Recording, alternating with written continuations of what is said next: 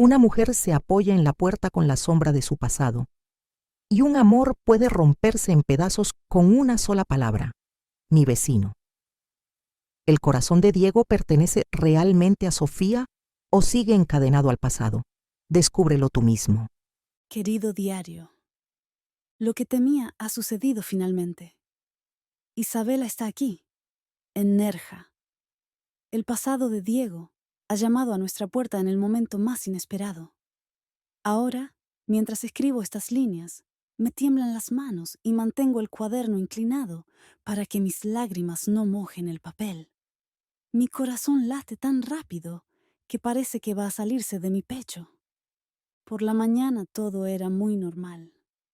Estaba sentada en mi balcón, tomando café en mi taza de cerámica con motivos de flores azules. Los rayos del sol creaban pequeños destellos en el borde de la taza, y el olor a sal del mar llenaba la habitación con la brisa. El sonido de las olas, los graznidos de las gaviotas. En ese momento, la vida era la paz misma, hasta que oí esos sonidos extraños. El sonido seco de unos tacones altos en las escaleras, el ligero tintineo de unos accesorios metálicos. Al principio no supe quién era, pero luego vi a la mujer. Su largo cabello color miel le caía sobre los hombros y brillaba al sol. El elegante vestido que llevaba le quedaba perfecto. Llevaba un bolso caro y un maquillaje muy bien hecho. Se notaba su confianza en cada paso que daba. En ese momento sentí como si me arrancaran el corazón. Una sola palabra susurró en mi interior. Tiene que ser ella, Isabela. Se dirigió a la puerta del apartamento de Diego. Cada paso de sus tacones era como un tambor que latía en mi pecho. Cuando llamó a la puerta, se me cortó la respiración. Silencio. Entonces se oyó la voz de Diego desde dentro. Estaba sorprendido. Su voz se quebró. Isabela, ¿estás aquí? La respuesta de la mujer fue tan clara como una navaja. Te estoy buscando, Diego. Tenemos que hablar. Sus palabras aún resuenan en mis oídos. La puerta se cerró. Me quedé en el balcón. Seguía apretando la taza con fuerza. El café se agitaba. Ni siquiera podía respirar. Pasaron las horas. El sol se movía lentamente por el cielo. Las sombras se alargaban. Yo seguía en el balcón. Había olvidado mi hambre y mi sed. Mi concepto del tiempo parecía haberse borrado.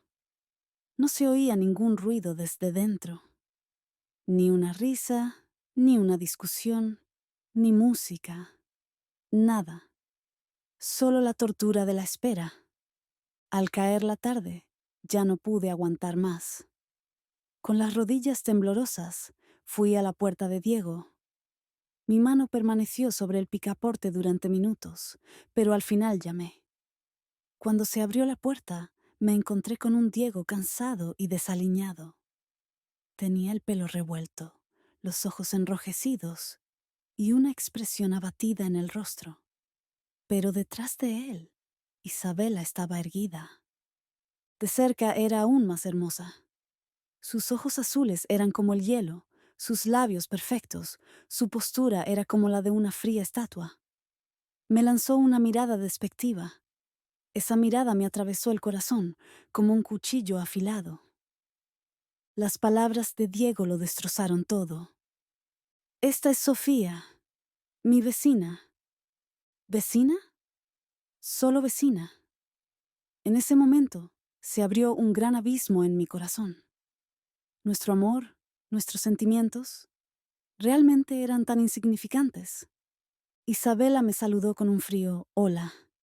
El desdén en su voz me hizo sentir que mi presencia era innecesaria. Cuando me atreví a preguntar, ¿es algo importante?